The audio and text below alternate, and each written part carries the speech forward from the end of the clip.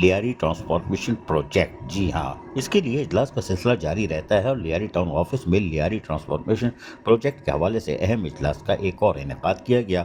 یہ اجلاس فہیم چاچڑ اور chairman Nasir Karim Baloch, municipal commissioner Hammad indie Khan Lyari town کی قیادت میں یعنی صدارت میں اجلاس کا انعقاد کیا گیا، جس میں لیاری ٹاؤن کونسل کے معزز منتخب اراکین نے بھرپور شرکت کی اور پروجیکٹ اور نیس پاس کمپنی کے نمائندے متعلقہ افسران بھی موجود تھے۔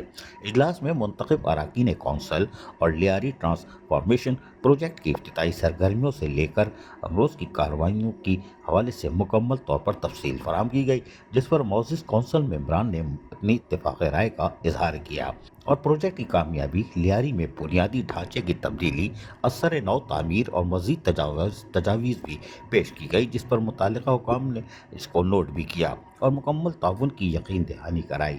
واضح رہے کہ چیئرمین لیاری ٹاؤن ناصر کریم اور نوجوان municipal commissioner Hammad indie Khan بدلتا جگمگاتا لیاری کے لیے گزشتہ کئی 2 سال سے عملی طور پر مصروف عمل ہیں اور یقینی طور پر کامیابی بھی ہوگی۔ عزیز عارف، KBS بلدیاتی نیوز کراچی۔ ایسی ہی خوبصورت ویڈیوز فیوچر میں حاصل کرنے کے لیے ریڈ بٹن پر کلک کر کے اور بیل آئیکن کو پریس کر کے ہم سب کے سبسکرائبر بننا مت بھولیے۔